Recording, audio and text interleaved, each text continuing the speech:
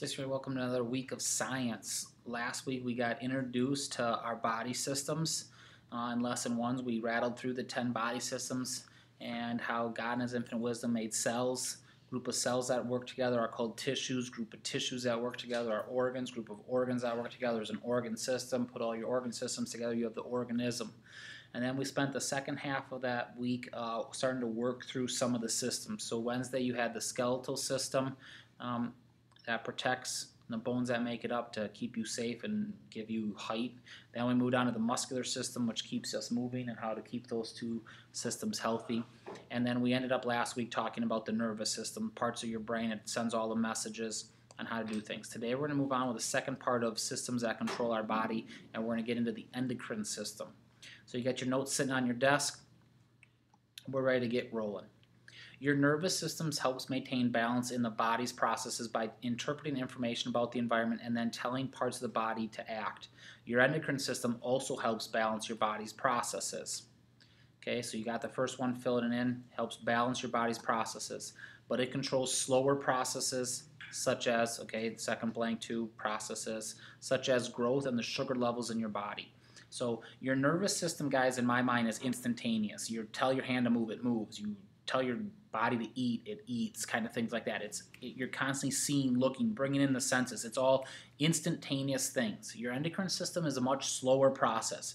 It reacts to things slower because it can just control slower things. My body doesn't all of a sudden react and say, grow an inch, and I grow an inch. That takes time, okay?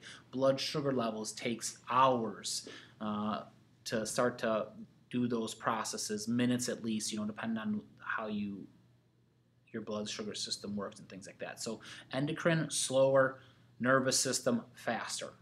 All right, let's talk about this. The endocrine system is made up of glands, number 3 in your notes. What's a gland? A gland is an organ that produces a chemical, number 4 in your notes. Some glands release their chemicals into tiny tubes called ducts. The endocrine systems do not release chemicals into ducts. So number 5 in your notes, I wrote down some release them into ducts. The endocrine glands, I just wrote the word don't. Okay, they don't release it in ducts. So you think about you having tear ducts, guys. You have saliva ducts. You have sweat glands that send sweat out of ducts. Those are little tubes in your body. That's not how it works with the endocrine system. So let's see how the endocrine system works. The endocrine glands do not release chemicals into ducts. Each endocrine gland is an organ that releases chemical substances directly into the blood. Okay, so number 6 in your notes, number 1 there, guys, is fill in the blood. But what the endocrine system does is it has these glands and it releases their chemical in the blood, and then the blood will transport it and it'll pass through the body, and then as it passes through the body, that chemical will trigger something in the body. Now that blood will go through your whole body, guys, but it only triggers the gland that it's supposed to trigger, okay? So what do we call these chemical substances? The substances they release are called hormones. Hormones control many of your body's functions. Number 7 in your notes. So we like to toss out the word hormones, especially around your age. Some powerful hormones are going through your body right now. We need to understand those things. All right. The endocrine system continually checks, number 8 in your notes, your body's condition. It releases hormones when needed to maintain your body's internal balance. So the stuff that needs to be happening automatically. Each kind of hormone travels in the blood to a particular target cells throughout the body. Each hormone then causes target cells to perform certain tasks. For an example, a hormone may cause bones to grow or muscles to store sugar. We're going to start talking about both of those, guys, okay? So you have the growth hormone that all of a sudden clicks in and says, start to grow. That needs to travel to your bones so your bones start to grow. Over here on this biofeedback loop talks about your blood sugar levels. Okay, I'll just go through some of your notes. I wrote down here at the bottom, know your endocrine glands and their functions, so we have a few of them. You have what's called the pituitary gland. It's a little marble-sized thing at the bottom of your brain here. Sometimes it's called the master gland. Here's why. It controls development and body growth. It controls the thyroid, ovaries, testes, and other glands. So we call it the master gland, guys, for this one right here. It'll actually tell other glands it's time. So you enter puberty, be able to start producing offspring females, males, the pituitary gland kicks in for you and tells that to start to happen. Your thyroid, which controls how you release energy, is controlled by the pituitary gland. So the pituitary gland releases a hormone. That hormone travels in your blood. It's traveling everywhere in your blood. As it travels through your thyroid, the chemicals in there go, hey, I know what this means. Boom, start to release energy. And so then the thyroid produces the hormone that helps your body release energy. Okay, we have a parathyroid, which controls the amount of calcium and phosphorus in the blood. So as the blood's flowing through that, guys, it will release hormones to tell us to store calcium or to release calcium so that there's the correct amount. These are called adrenals. You know the hormone. It's called adrenaline. It controls the body's reaction to anger, fright, or fear. Okay, so I'm super scared out of my mind. I seem like I can run for days, can't I? There's been people who have been in car accidents that the car rolled over on them, and you'll see a guy come and literally lift up part of the car so that they can drag the victim out from underneath the car. And you're like, how can you lift a car? He normally can't. But his body released so much adrenaline to its muscles that he was able to do that. That's that fight or flight. That's God's way of keeping us alive in scary situations. Okay? Your pancreas is what we're going to talk about over here. It controls your blood sugar level. Glucose is the sugar in your blood. Ovaries for females gives you your the sex cells necessary to reproduce for females, and testes is the males. Okay, so all part of your endocrine system, slower processes. So it's good to know those things and what they control. All right, let's understand a biofeedback loop. It goes like this. The endocrine glands keep important body substances in balance. They do this by releasing fewer or more hormones. So number 9 in your notes. This allows glands to turn on, turn off, speed up, slow down the activities of the organs and the tissues. An example of the way the endocrine glands help maintain balance in the body is the way hormones can control blood sugar, what we call glucose in the blood. All the body cells need glucose. This is where you get your energy, guys. This is like the food source that goes into your mitochondria to carry on life's functions.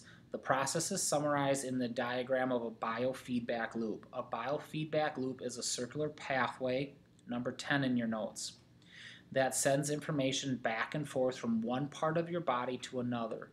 If the biofeedback loop doesn't work properly, problems including diabetes can result. So this is going to be an example of diabetes, guys. Here's where it goes. You have normal blood glucose in your body. The amount of glucose in the blood needs to stay fairly constant in order for the body to function properly. Let's see how it gets thrown off. So I'm going to go this way first. You're going to take in blood glucose. When you eat, glucose is produced when food is broken down during digestion. Blood vessels in the small intestines absorb the glucose. So I just got done with lunch. My body is breaking down that food into glucose. That glucose is entering my bloodstream, and my body goes, whoa, we got way too much glucose going on in this blood right now. That's not good. Boom, over to here. Blood glucose just got a high reading. Glucose passes into the blood, raising its sugar level. This causes cells in the pancreas to release the hormone insulin. So you might have heard of needing insulin. Insulin is then released saying, hey, let's try to get this blood glucose down. What does the insulin do? Insulin, produced in cells in the pancreas, causes cells to take in and use more glucose from the blood. It also signals the liver to store unused glucose. So 2 things are happening, guys, as my blood glucose gets too high. 1, insulin says, let's start burning it. That's why sometimes we eat too much sugars. You hear your parents say, go run around outside. What are we trying to do? We're trying to literally burn off this little sugar high we got going on here in our body. Okay? But your body's also smart enough to say, hey, I get that, but you know what? It's going to be a few more hours till you eat again. So instead of just getting rid of all the glucose and then being short, we're going to store some of that. So we work to store this glucose. Okay, for those of us who are healthy and don't suffer from diabetes, this stuff happens automatically. I don't need to worry about this. For those of us who struggle with diabetes, you might hear people who need insulin shots, which will help them say, hey, your glucose is too high, but your body doesn't produce the insulin necessary to get it out of there. And so they do those things. Okay, let's go the other way. my blood's where it's supposed to be, but I'm not eating right now. So my body is constantly using the glucose. Unless it is replaced, blood levels of glucose fall. So now hours have gone by, my glucose levels are falling. What can I do?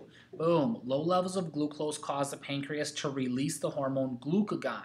So instead of releasing insulin, which pulls glucose out of the blood, we release glucagon, which puts it into the blood. Glucagon causes the liver to release its stored glucose. Okay, so we stored the extra here. Now we get there and say release this out to maintain that. So you can see the importance of a liver, guys, with this going on. Okay, diabetes, this system breaks down, and it depends on the kind of different diabetes you have. I had a college classmate of mine who struggled with diabetes big time. He had to check his blood sugar levels all the time. You'll see that on commercials, or if you know somebody, they prick their fingers and run it through a machine to tell them how they're doing, because he could go into diabetic shock. It would literally just stop his body, and then he needs a shot of that. Okay, so lots of times he would give himself shots to stick the insulin into his body to help him with the glucose, or stick the glucagon into his body to help him release those things. I had an uncle who was diabetic as well. He could control his with a diet. So he would know, hey, I haven't eaten in a while, and then he would eat a candy bar, which would give him the sugar he needed to help his body out. So he could regulate his with his body. So it goes back and forth with this, guys. But it's a serious thing, with diabetes being a major contributor to a lot of health problems and different levels of it. There's different types of diabetes as well. But people learning how to live with that, either through checking their blood all the time and getting shots, or trying to control your diet. If you know Miss Ernst, she's a diabetic, and she has a patch on the back of her arm which automatically does it for her, so that she doesn't need to give herself shots all the time. But she still checks her blood regularly to make sure everything is functioning the way it is. So hopefully you understand that biofeedback loop, how that's constantly going on as we churn things off. Now, this is happening all the time in our body with the blood sugar. Lots of times you'll hear people say, my goodness, you went through a major growth spurt. That's correct, guys. We grow in spurts. It's not slow and steady. So the endocrine gland, the pituitary gland will say, it's time to grow, and it'll release those hormones over the next few months, and all of a sudden you'll grow an inch or two, and then it'll shut that off and let you adjust to your body. Lots of times you'll talk about people who grew a couple inches, and then they seem to be tripping over their feet and everything. Well, their body's readjusting to everything that's going on and getting those things. Okay, guys, we finished the endocrine system, which finishes lesson 3 for us on how we control the body, which means you have an assignment from the lesson we talked last Friday and today. So you're going to use your book to get through both of those. Blessings on it.